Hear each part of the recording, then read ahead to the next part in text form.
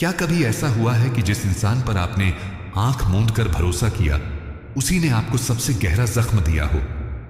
क्या आप भीड़ में खड़ीडीडे होकर भी खुद को बिल्कुल अकेला महसूस करते हैं? आज के दौर में सबसे ज्यादा दर्द हमें हमारे अपने ही देते हैं। रिश्ते कांच की तरह नाजुक हो गए हैं और वफादारी दुर्लभ हो गई है। अगर आपका दिल भी टूटा है, अगर आप भी अकेलेपन के अंधेरे में हैं, तो आज का यह वीडियो आपके घावों पर मरहम का काम करेगा। आज कृष्ण आपको बताएंगे कि इस दर्द से बाहर कैसे निकलें। जय श्री कृष्ण। प्रभु के उपदेश की विशेष सीरीज आज की समस्याएं कृष्ण के समाधान में आपका फिर से स्वागत है। पिछले एपिसोड में हमने मन के युद्ध पर बात की थी। आज हम एक और कठिन मोर्चे पर बात करेंगे, हमारे दिल का मामला। आज का हमारा विषय है टूटते रिश्ते, धोखा और अकेलापन। कलयुग में रिश्ते निभाना सबसे बड़ी चुनौती बन गया है। प्रेम की जगह मतलब ने ले ली है। ऐसे में जब दिल टूटता है तो इंसान बिखर जाता है। आइए जानते हैं कि जब अपने ही पराये हो जाएं, तो योगेश्वर श्री कृष्ण हमें कौन सी राह दिखाते हैं। आजकल रिश्ते उपयोगिता पर आधारित हो गए हैं। जब तक सामने वाले से कोई फायदा है तब तक रिश्ता है। जिस दिन मतलब खत्म, रिश्ता खत्म। हम प्रेम नहीं, व्यापार कर रहे हैं। श्री कृष्ण ने पहले ही आगाह किया था कि कलयुग में संबंध केवल शारीरिक आकर्षण या आर्थिक स्वार्थ तक सीमित रह जाएंगे। जब हम इस कड़वे सच को स्वीकार नहीं करते और हर किसी में सच्चा प्रेम ढूंढते हैं, तो हमें धोखा मिलता है। रिश्तों की इस नश्वरता को समझना ही पहला कदम है। हमारे 99% दुखों का कारण हमारी अपनी उम्मीदें हैं। हम दूसरों से यह उम्मीद करते हैं कि वे हमें कभी दुख नहीं देंगे, हमेशा हमारा साथ देंगे। लेकिन हम भूल जाते हैं कि वे भी हार्ड मांस के इंसान हैं, जिनमें कमियां हैं। श्री कृष्ण कहते हैं, जब आप किसी नश्वर इंसान को अपना सब कुछ मान लेते हैं और उससे वह सुख चाहते हैं जो केवल ईश्वर दे सकता है, तो निराशा हाथ लगेगी ही। अपेक्षाएं ही उपेक्षा का कारण बनती हैं। दूसरों से नहीं, खुद से और ईश्वर से उम्मीद रखें। हम जिसे प्यार कहते हैं वह अक्सर मोह होता है। मोह का मतलब है सामने वाले को बांधना, उस पर अधिकार जमाना। तुम सिर्फ मेरे हो, यह मोह है। प्रेम का मतलब है मुक्ति देना। श्री कृष्ण का प्रेम देखिए, उन्होंने राधा को, गोपियों को कभी बांधा नहीं। सच्चा प्रेम मांगता नहीं, सिर्फ देता है। मोह में जब सामने वाला हमारी बात नहीं मानता तो हमें गुस्सा आता है, लेकिन प्रेम में हम उसकी खुशी में खुश रहते हैं। अपने रिश्ते को परखें, वह मोह है या प्रेम। जीवन का सबसे गहरा दर्द तब मिलता है जब वह इंसान पीठ में छुरा घोंपता है जिसे हमने अपना ढाल समझा था।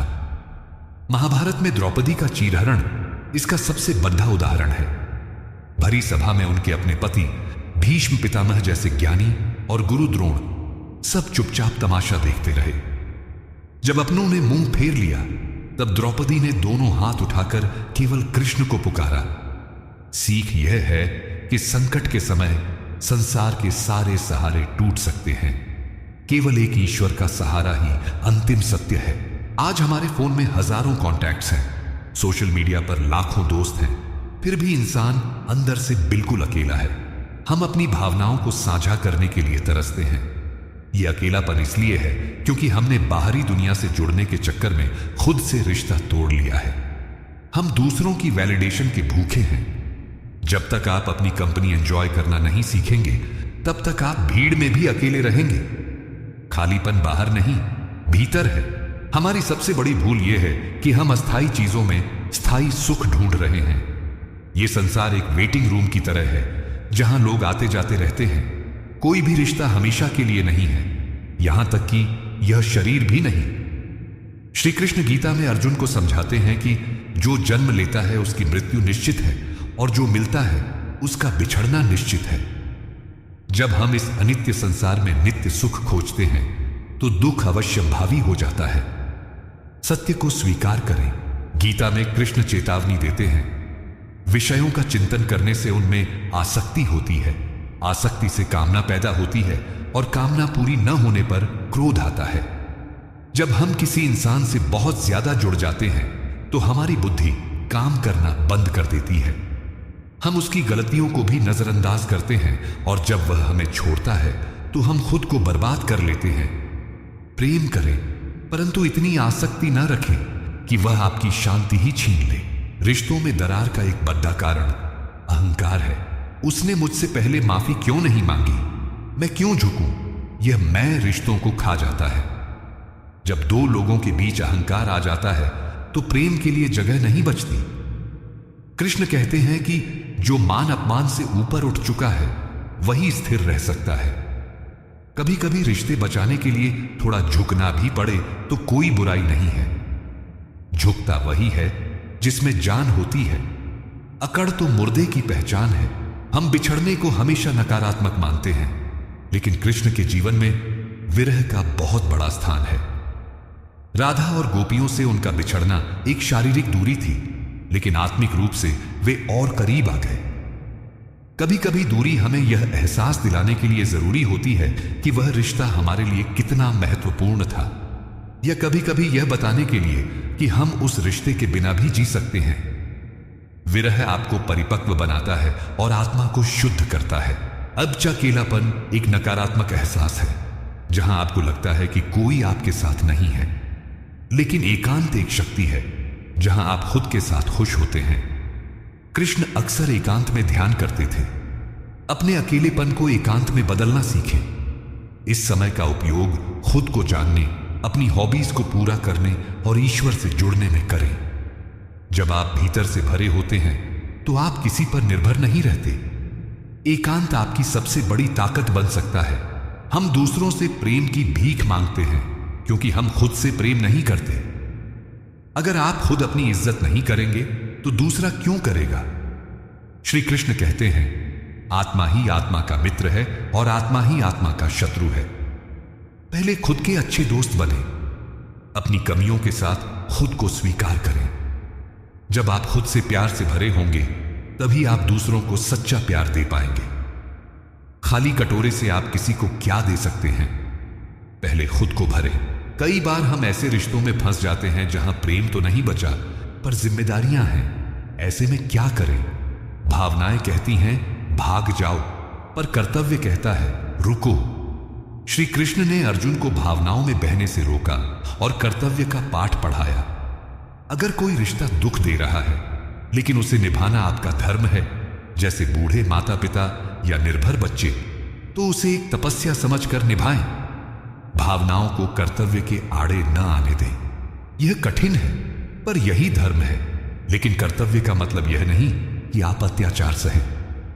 यदि कोई रिश्ता पूरी तरह से विषैला हो चुका है, जहां आपका आत्मसम्मान रोज कुचला जा रहा है और वह आपको ईश्वर से दूर कर रहा है, तो उससे मर्यादा पूर्वक दूरी बनाना ही उचित है। कृष्ण ने भी दुर्योधन जैसे अधर्मियों से संबंध तोड़ा था। खुद को नष्ट करके कोई रिश्ता नहीं निभाया जा सकता। आपको अपनी मानसिक शांति और आत्मसम्मान की रक्षा करने का पूरा अधिकार है। धोखा मिलने पर मन में बदले की आग जलती है। हम सोचते हैं कि उसे भी उतना ही दर्द मिले, लेकिन यह आग सिर्फ आपको जलाती है। श्री कृष्ण कहते हैं, क्षमा वीरों का आभूषण है। दूसरों को इसीलिए माफ न करें कि वे माफी के लायक हैं, बल्कि इसीलिए माफ करें क्योंकि आपको शांति चाहिए। जब तक आप माफ नहीं करेंगे, आप उस इंसान और उस दर्द से बंधे रहेंगे। क्षमा करके आप उस बोझ को उतार फेंकते हैं और जीवन में आगे बढ़ते हैं। दिल का घाव भरने में समय लगता है। जल्दबाजी ना करें। अगर कोई रिश्ता टूटा है तो खुद को रोने दें, दुखी होने दें। यह एक प्रक्रिया है, लेकिन उस दुख को अपना स्थायी पता न बनाएं। श्री कृष्ण कहते हैं कि सुख और दुख आते जाते मौसम की तरह है। इन्हें सहन करना सीखो। यह दौर भी बीत जाएगा। अपने आप को समय दें, धैर्य रखें। धीरे धीरे यह दर्द कम हो जाएगा और आप पहले से ज्यादा समझदार और मजबूत बनकर उभरेंगे। इस दुनिया में हम जितने भी रिश्ते बनाते हैं, माता पिता, पति पत्नी, दोस्त, वे सब एक दिन छूट जाएंगे। केवल एक रिश्ता है जो जन्म जन्मांतर तक हमारे साथ रहता है, और वह है ईश्वर के साथ हमारा रिश्ता। हम इस सच को भूल जाते हैं, इसीलिए दुख पाते हैं। कृष्ण ही हमारे असली माता पिता, सखा और स्वामी हैं। जब आप इस परम सत्य को समझ लेते हैं तो दुनिया के रिश्तों का टूटना आपको तोड़ नहीं पाता। क्योंकि आपका असली सहारा तो सुरक्षित है। जब कोई आपको चोट पहुंचाए तो यह सोचें कि यह भी उसी ईश्वर का एक रूप है जो मेरा कोई पुराना हिसाब बराबर करने आया है। श्री कृष्ण कहते हैं कि सच्चा ज्ञानी सब में एक ही परमात्मा को देखता है। जब आप सामने वाले में भी ईश्वर का अंश देखने लगते हैं तो नफरत करना मुश्किल हो जाता है। आप यह समझ जाते हैं कि वह व्यक्ति केवल एक माध्यम है, करने वाला कोई और है। यह दृष्टि आ जाने पर सारे गिले शिकवे खत्म हो जाते हैं। तो क्या हम रिश्तों से भाग जाएं? नहीं। कृष्ण कहते हैं संसार में रहो पर ऐसे जैसे कमल पानी में रहता है, पानी में रहकर भी उससे अछूता। इसे अनासक्ति योग कहते हैं। प्रेम पूरा करो, सेवा पूरी करो, अपना कर्तव्य निभाओ, लेकिन परिणाम से या उस व्यक्ति से चिपको मत। यह मानकर चलो कि यह सब ईश्वर का दिया हुआ है और एक दिन वापस ले लिया जाएगा। जब आप ट्रस्टी की तरह रिश्ते निभाते हैं, मालिक की तरह नहीं, तो दुख नहीं होता। किसी के आगे प्यार के लिए गिड़गिड़ाना बंद करो। आप एक दिव्य आत्मा हैं, कोई भिखारी नहीं। जब आप अपनी कीमत खुद नहीं समझते तो लोग आपको सस्ता समझते हैं। श्री कृष्ण कहते हैं कि अपना उद्धार स्वयं करो, अपने आप को नीचे मत गिरने दो। आत्मसम्मान के साथ समझौता करके पाया गया प्रेम कभी टिकता नहीं है।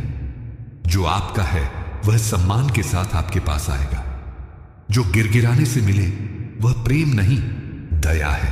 कभी कभी हम किसी इंसान के जाने पर बहुत रोते हैं। हमें लगता है कि हमारी दुनिया खत्म हो गई, लेकिन हमें नहीं पता होता कि ईश्वर ने हमें किस बड़ी मुसीबत से बचाया है। हो सकता है कि वह व्यक्ति आपके भविष्य के लिए सही ना हो। कृष्ण पर भरोसा रखें। वे जो करते हैं अच्छे के लिए करते हैं। अगर उन्होंने किसी को आपके जीवन से निकाला है तो वे निश्चित रूप से किसी बेहतर को लाने वाले हैं। उनकी योजना हमारी समझ से परे है। रिश्ता टूटने के बाद सबसे मुश्किल काम होता है कड़वाहट को मन में न रखना।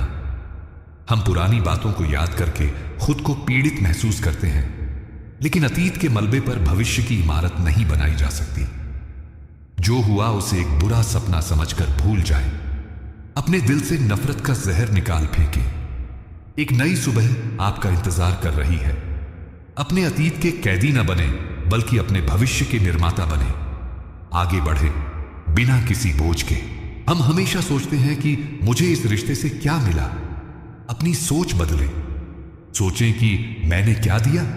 श्री कृष्ण का पूरा जीवन देने का नाम है। प्रेम दिया, ज्ञान दिया, सहारा दिया। जब आप देने वाले बन जाते हैं तो आप कभी खाली महसूस नहीं करते। सूर्य प्रकाश देकर कभी गरीब नहीं होता। प्रेम बांटने से बढ़ता है। याचक हमेशा दुखी रहता है।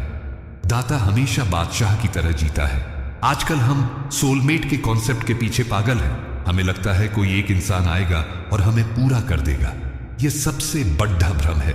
कोई भी इंसान आपको पूरा नहीं कर सकता, क्योंकि वह खुद अधूरा है। पूर्णता केवल परमात्मा में है। अपने साथी को ईश्वर का विकल्प न बनाएं। उसे एक सहयात्री समझें जो आपके साथ जीवन के सफर पर है। जब आप यह सच समझ लेंगे तो आप उस पर अनावश्यक बोझ नहीं डालेंगे और रिश्ता हल्का फुल्का रहेगा। अंत में अपने सारे रिश्तों को श्री कृष्ण के चरणों में अर्पित कर दें। उनसे कहें, प्रभु, ये संबंध आपने दिए हैं, आप ही इन्हें संभालें। मैं केवल निमित्त मात्र हूं। जब आप अपने परिवार, अपने प्रेम और अपनी मित्रता के बीच में कृष्ण को ले आते हैं तो वह रिश्ता पवित्र हो जाता है। जहां कृष्ण है वहां धर्म है, और जहां धर्म है वहां विजय निश्चित है। अपने रिश्तों का केंद्र बिंदु ईश्वर को बनाएं, फिर कोई भी आंधी उन्हें तोड़ नहीं पाएगी। टूटते रिश्तों और धोखे का अंतिम समाधान यही है कि हम मानवीय प्रेम से ऊपर उठकर दिव्य प्रेम की ओर बढ़े। इंसानों से प्रेम करें, पर आसक्ति ईश्वर से रखें। दिल टूटे तो उसे जुड़ने का अवसर माने, संसार से टूटकर ईश्वर से जुड़ने का। याद रखें, आप कभी अकेले नहीं हैं। वह मुरलीधर हर पल, हर क्षण आपके साथ है। इस विश्वास के साथ जी और अपने हृदय को इतना विशाल बना लें कि उसमें नफरत के लिए कोई जगह ही ना बचे, केवल प्रेम। आज के इस भावुक एपिसोड में हमने सीखा कि रिश्तों में दुख का कारण हमारी आसक्ति और गलत उम्मीदें हैं। श्री कृष्ण ने हमें बताया कि अकेलेपन को एकांत में कैसे बदलें। धोखे के बाद क्षमा कैसे करें, और सबसे महत्वपूर्ण कि हमारा एकमात्र अटूट रिश्ता सिर्फ ईश्वर के साथ है। जब हम अनासक्त होकर प्रेम करते हैं तभी हम सच्चे अर्थों में सुखी रह सकते हैं। दिल के बाद अब बारी है दुनिया की सबसे बड़ी दौड़ की, पैसा और करियर। अगले एपिसोड में हम बात करेंगे सफलता की अंधी दौड़-चाह और पैसे का तनाव। क्या पैसा ही सब कुछ है? करियर में फेल होने पर क्या करें? कैसे पाएं असली सफलता? यह एपिसोड खासकर युवाओं के लिए बहुत महत्वपूर्ण होने वाला है। अगर आज के एपिसोड ने आपके टूटे दिल पर थोड़ी भी मरहम लगाई हो तो इस वीडियो को लाइक जरूर करें। इसे उन लोगों के साथ शेयर करें जो अकेलेपन या धोखे से गुजर रहे हैं। शायद यह वीडियो उन्हें नई उम्मीद दे सके। हमारी सीरीज आज की समस्याएं कृष्ण के समाधान से जुड़े रहने के लिए प्रभु के उपदेश चैनल को सब्सक्राइब करें और बेल आइकन दबाएं। अपने अनुभव और विचार कमेंट में साझा करें। हम आपके हर कमेंट को पढ़ते हैं। अंत तक हमारे साथ बने रहने के लिए आपका बहुत बहुत आभार। प्रेम से बोलिए जय श्री कृष्ण, राधे राधे।